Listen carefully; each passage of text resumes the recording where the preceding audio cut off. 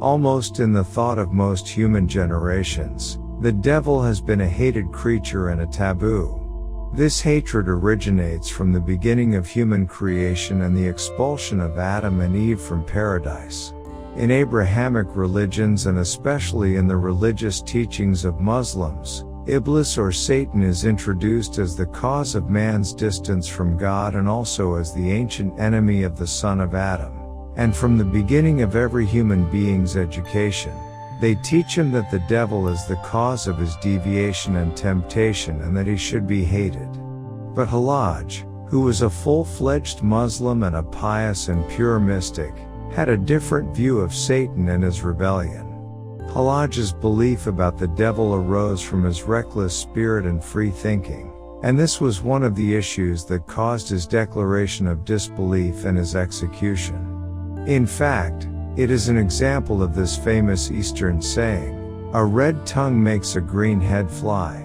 There is knowledge in the world that is very difficult for ordinary people to access. This is because, nowadays, most people grow up in a specific educational system and under a single upbringing.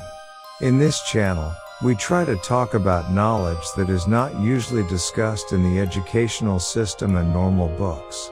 Hidden secrets that sometimes you have to read ancient books and forbidden knowledge to find them. Subscribe to our channel and press the bell icon.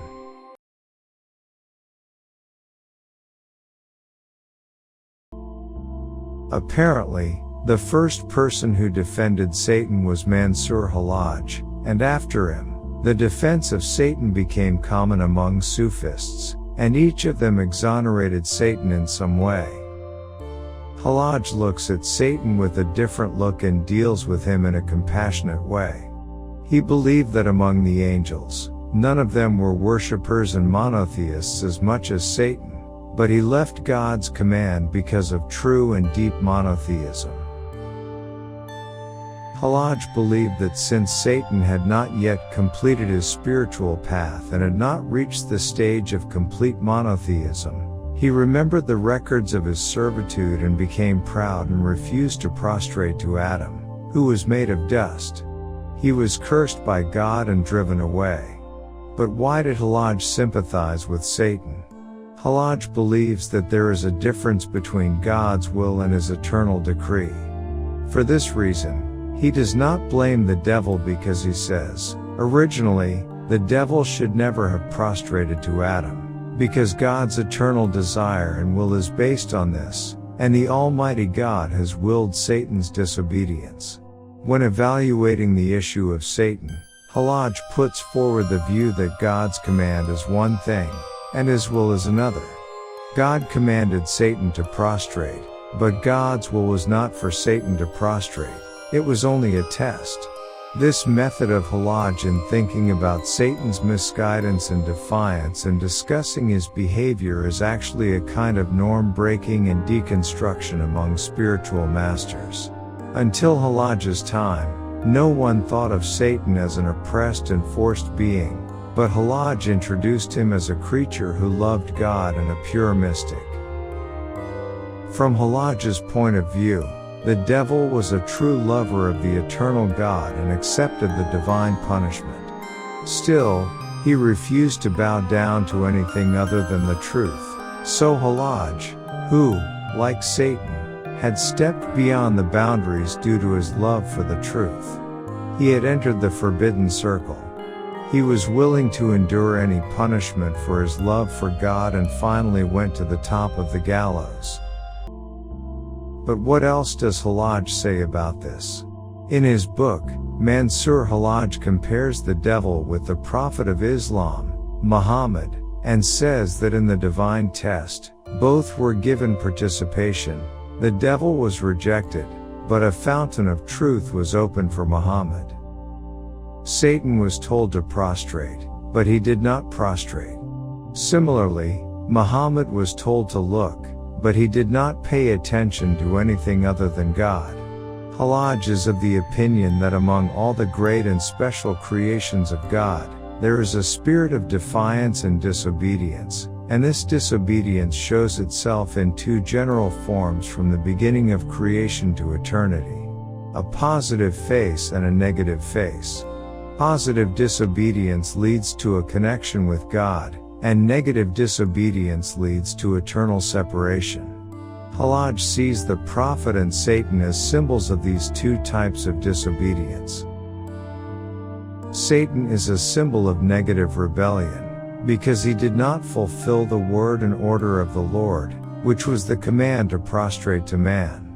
But the prophet is a symbol of positive disobedience because he did not see anything other than the Lord and the truth of his existence while he was commanded to look. Here, Halaj says, Satan made a claim and was proud of his worship and his long history, but Muhammad did not see his strength and ability and claimed his weakness. He always attributed his power and knowledge to God and saw the source from him.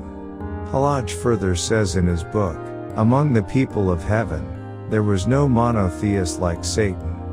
But he fell and turned away from God's grace and worshipped God alone. It is narrated in mystical stories that God said to Satan, 'Have you become proud?' He replied, 'Even if I was by your side for a moment, I had the right to be proud while I spent a long time with you. So who is more honorable and glorious than me?